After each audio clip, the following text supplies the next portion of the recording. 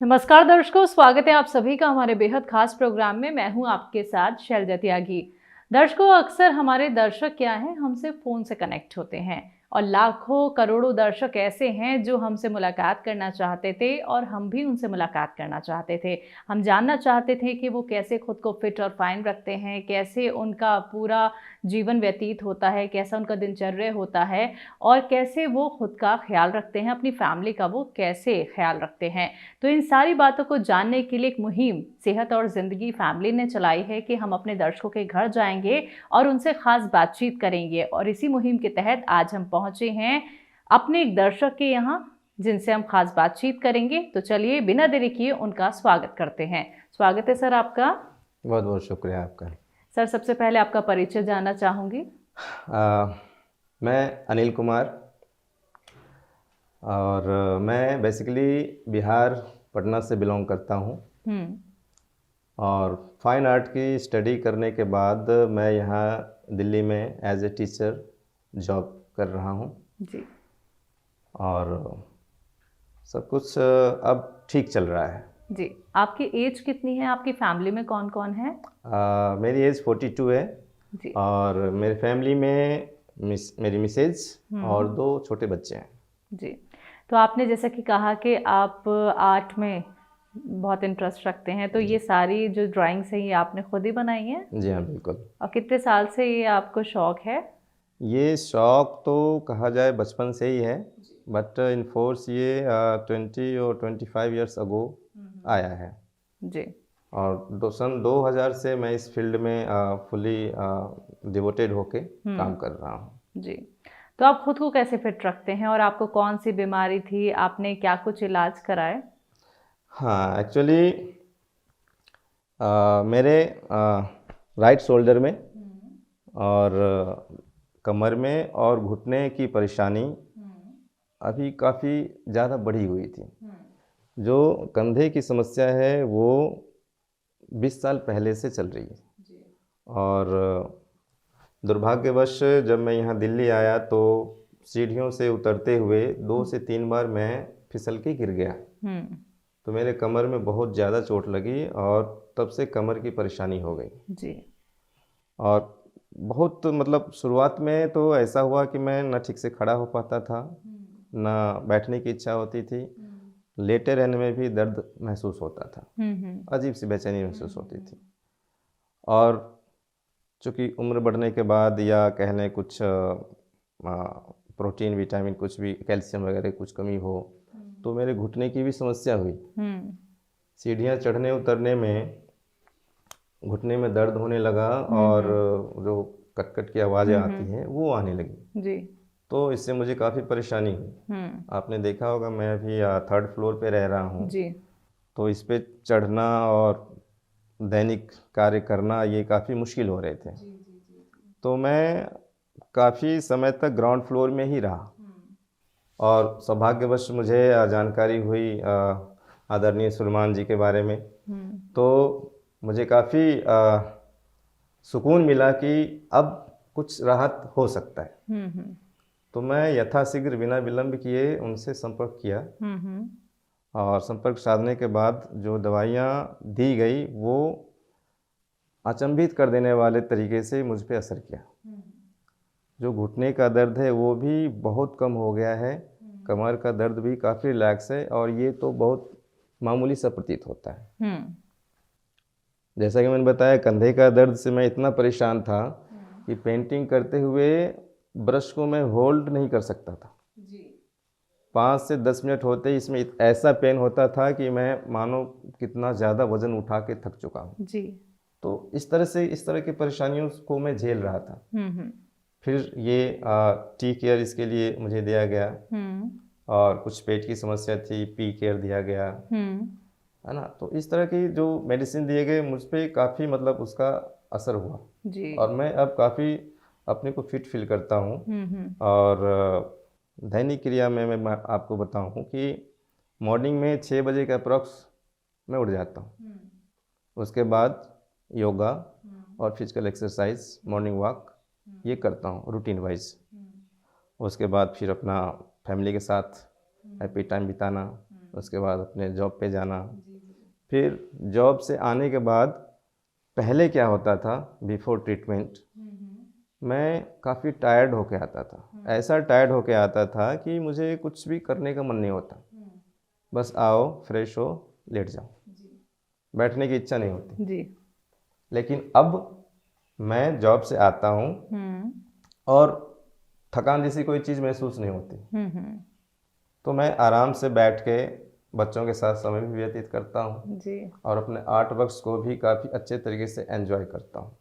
तो ये मतलब काफ़ी ईश्वर की कृपा कही जाए और हाकिम सुलेमान सर की कृपा कही जाए कि उन्होंने ऐसा चमत्कार दिखाया है कि मैं काफ़ी शुक्रगुजार हूँ उनका।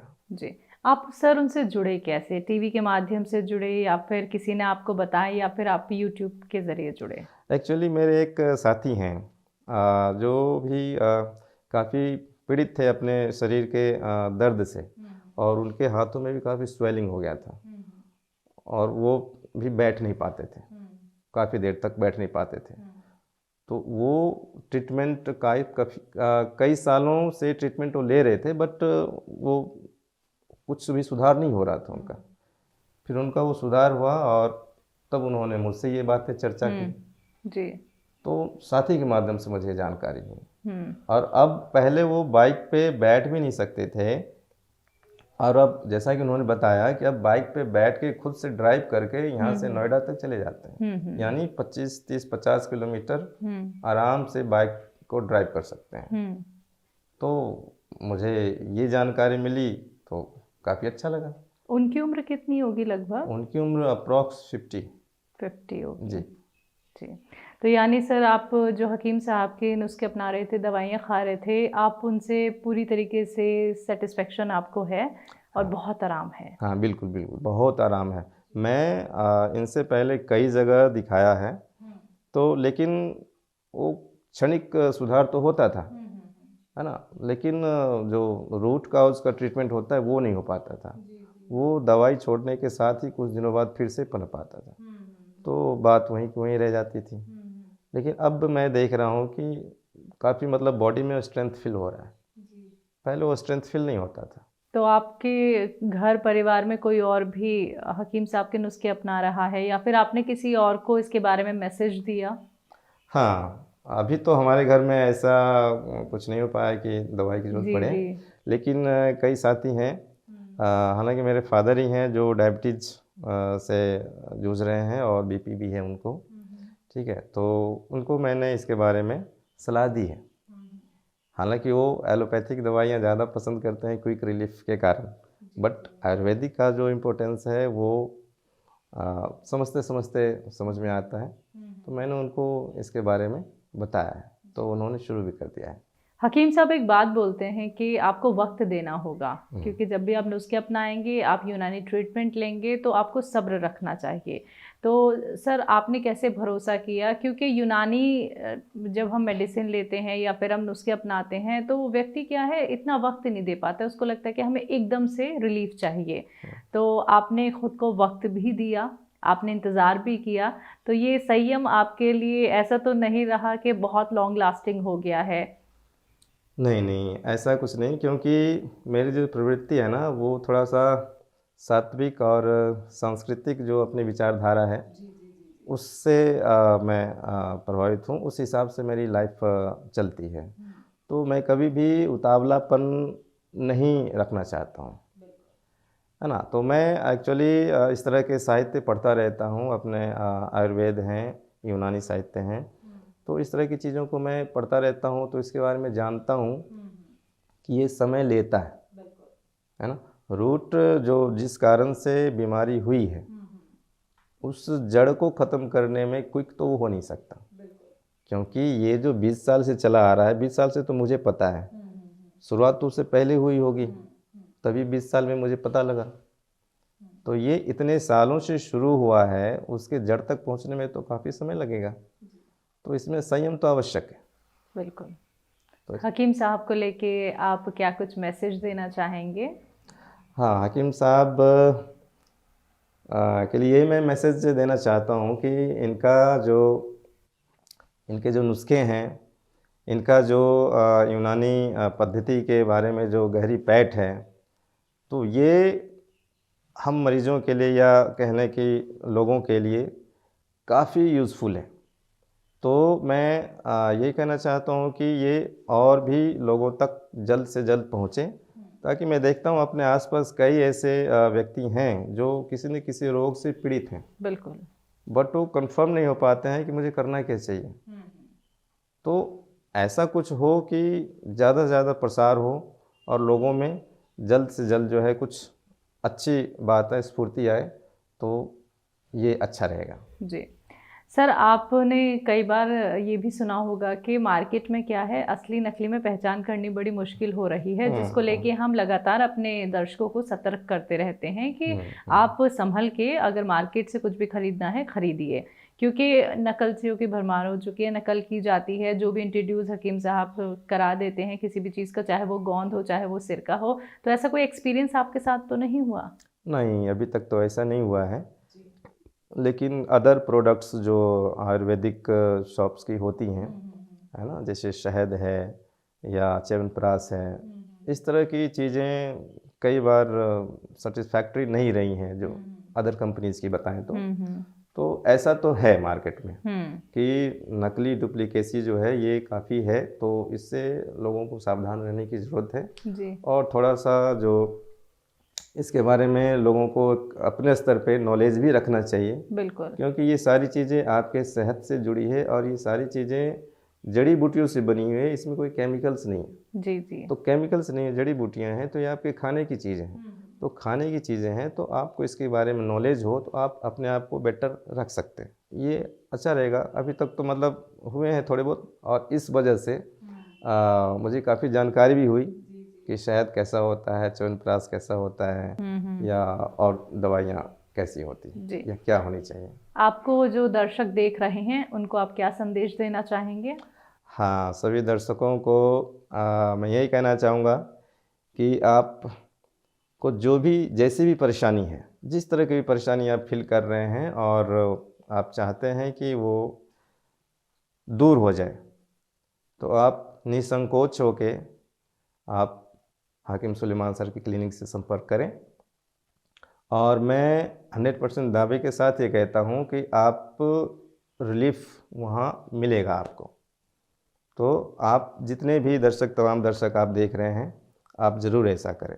और उनका एक हाकिम सुलेमान सर का एक ख़ास बात है कि वो घरेलू नुस्खे बताते हैं। जी जी। घरेलू नुस्खे आपके घर में, आपके किचन में ही दवाइयाँ हैं, लेकिन आप उसका इस्तेमाल करना नहीं जानते हैं। बस थोड़ा सा आपको समय देना है, उसमें इंटरेस्ट रखना है, और फिर आप भी एक अच्छे परिपक्व ज्ञाता हो जाएंगे इसके। आप अपना ट्रीटमेंट भी कर पाएंगे और अपने जानकारों का भी ट्रीटमेंट कर पाएंगे। तो ये अच्छी बात है। तो सभी दर्शकों से मैं उम्मीद करता हूँ कि वो इस ओर अग्रसर होंगे। हमारी जो प्राचीन सभ्यता रही है आयुर्वेद की और यूनानी जो आई है, तो ये सब काफ़ी बेसिक और काफ़ी रूट काउज को ट्रीट करने वाली है। तो इससे हमें जुड़ के इसका उसको समृद्ध करना चाहिए और इससे हमें अपने आप को लाभान्वित करना चाहिए। बिल्कुल, बहुत अच्छी बात अनिल जी आपने यहाँ पे कही है कि जानकारी होती है तो हम किसी भी ट्रीटमेंट को अच्छे से फॉलो कर पाते हैं और एक अच्छी जगह से हम संपर्क कर सकते हैं। आपने अपना वक्त हमें कीमती इतना दिया और आपने अपने घर हमें बुलाया, आपका बहुत बहुत शुक्रिया। बहुत बहुत शुक्रिया, आपने हमें इस योग्य माना। Thank you. तो दर्शकों, आज हम पहुंचे थे अनिल कुमार जी के घर, जिन्होंने अपनी बातें हमसे शेयर की और ये भी बताया कि हकीम साहब से जुड़ के अब वो खुद को कितना फिट रखते हैं, फाइन रखते हैं, कैसे वो अपने परिवार का ध्यान रखते हैं और कैसे लोगों तक भी ये मैसेज पहुंचाते हैं कि अपना वो यूनानी ट्रीटमेंट से या फिर घरेलू नुस्खों के ज़रिए कैसे खुद को सेहतमंद बना सकते हैं। अगले प्रोग्राम में एक बार फिर से आपके साथ मैं हाजिर होंगी एक और नए दर्शक के साथ। तब तक के लिए मुझे दीजिए इजाज़त। नमस्कार।